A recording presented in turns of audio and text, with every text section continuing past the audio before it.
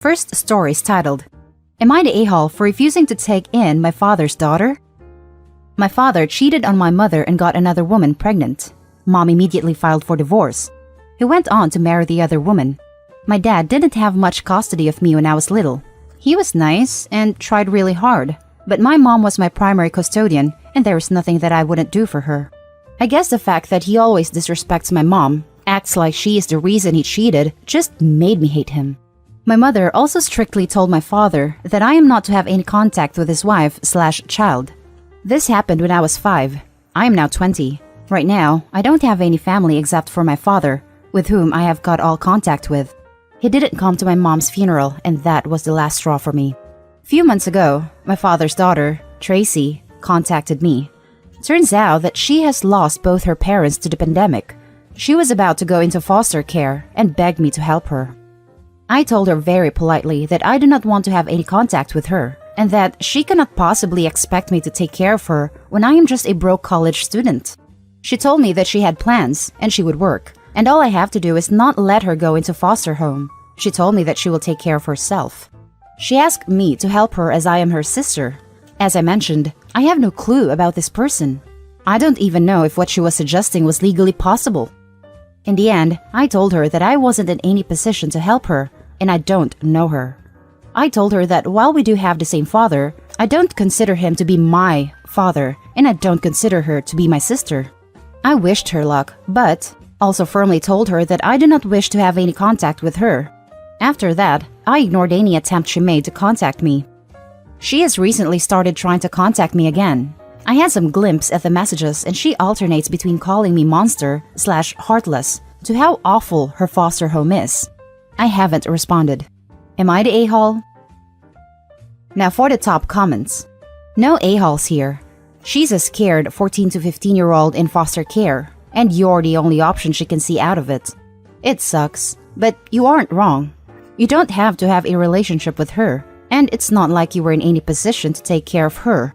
It's a sucky situation, but it's probably best if you ask her to stop messaging you, and if she doesn't, block her.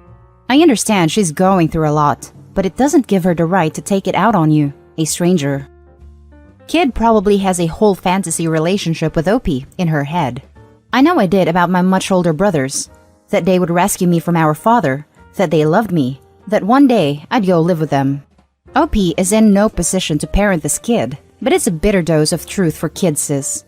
No a-holes here. No a-holes here, but I'm going to tell you something you definitely don't want to hear.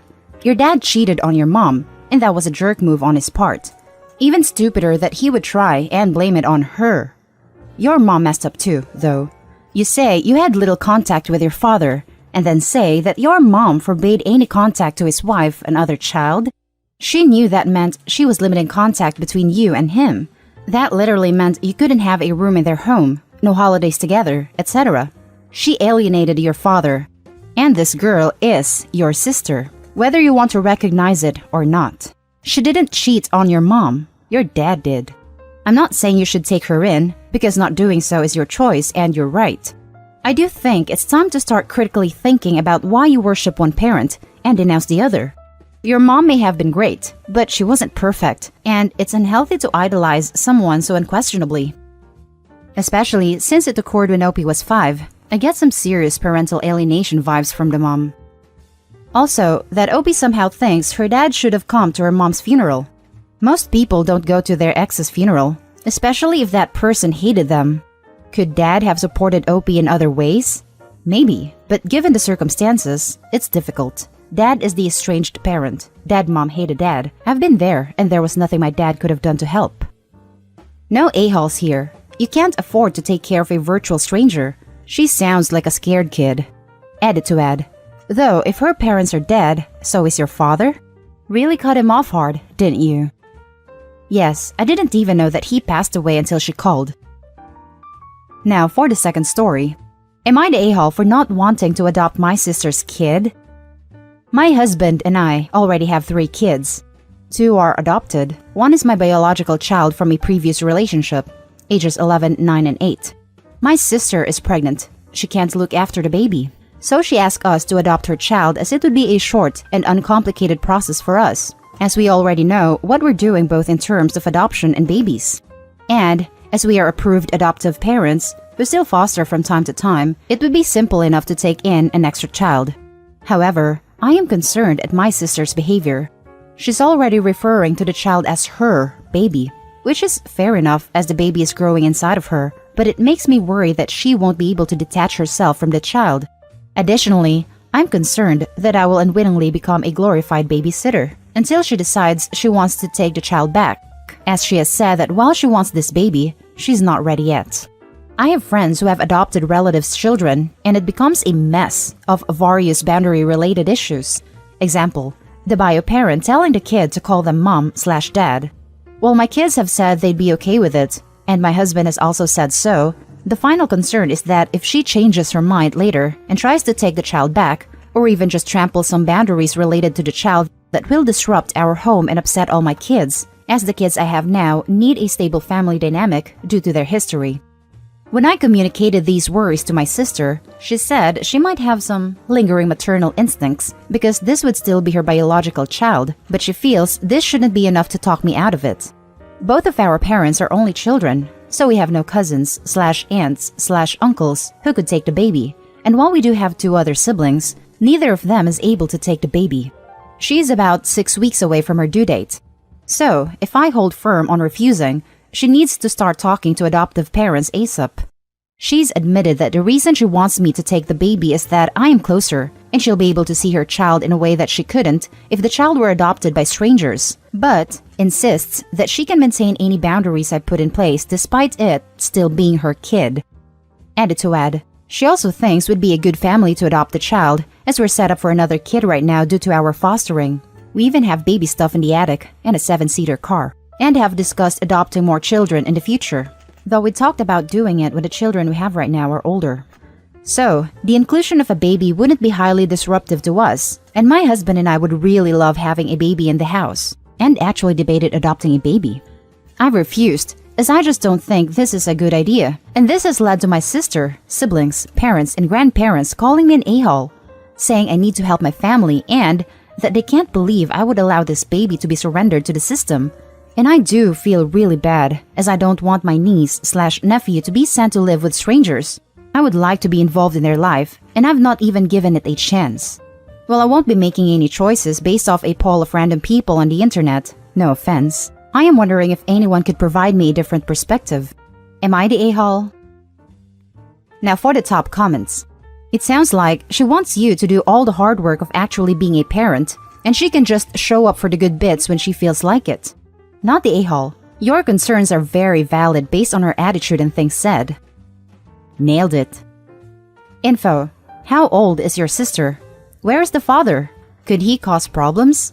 What are the reasons your sister can't look after the baby? It very much sounds like she plans to let you do all the hard work, and then when the baby's 5/6, she'll be ready with no concern to you. Could you help the sister in other ways? If money's the issue, could she stay in your spare room for 6 months to save? If it's time, could you and another family member babysit for a few hours each day? Like you do 3 hours and someone else does 3 hours until the baby is old enough for childcare? Why are you the A for letting the kid go into foster care, but your sister isn't for not wanting to sort them a loving family because she still wants some connection?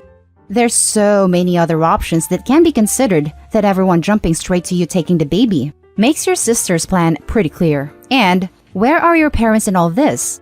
Why can't they look after the child for 2 to 3 years until your sister is ready? She's 31, 2 years older than me. Boyfriend broke up with her recently, in the ballpark of 6 to 8 weeks ago, after saying he wanted to have this baby with her, but he's now saying he won't be involved at all unless she adopts the baby out. In which case, he'll sign whatever he needs to sign for the adoption to go through, and that's going to be the extent of his involvement. Sister has no financial issues. Her issue is that without the boyfriend involved, she will be a single mother, which she says she cannot do, due to the mental/emotional toll she can see motherhood taking on her, and not being ready for that progression. Not the a-hole. She can try an open adoption if she really wants to see her baby, but you shouldn't take in a child if you have so many reservations. Even with open adoptions, the birth parent doesn't get to see the child whenever they want.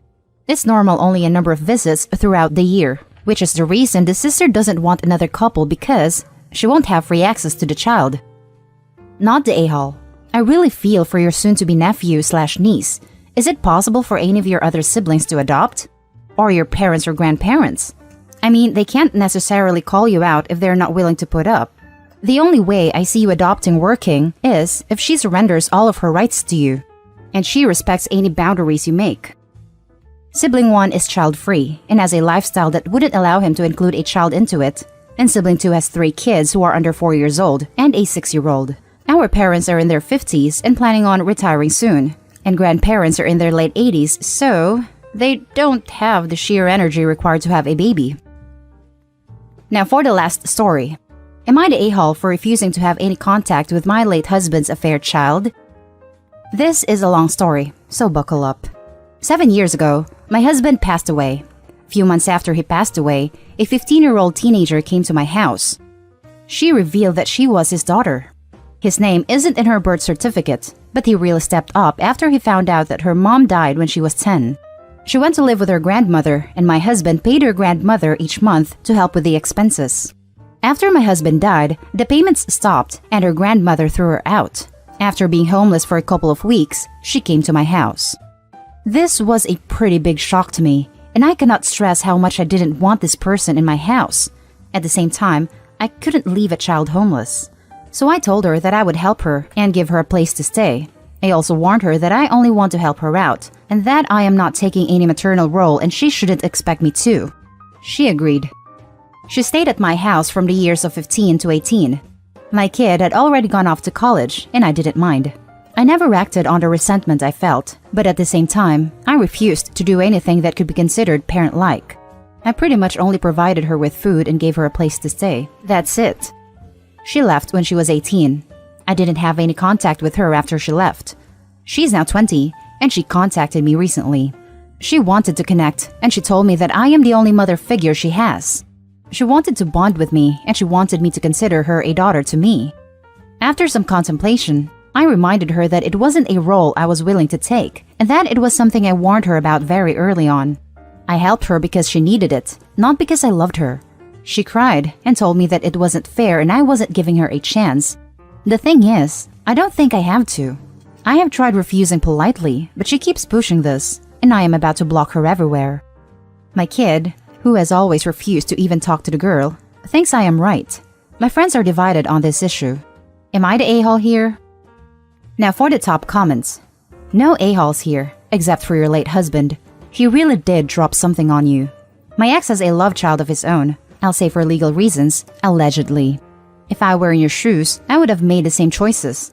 I wouldn't have bonded with my husband's love child, but I wouldn't have left her on the streets. I can understand her hurt, but if you can't find it in you to want to bond with her, then why force it? Would she have to force a bond with you if you wanted it and she didn't want to?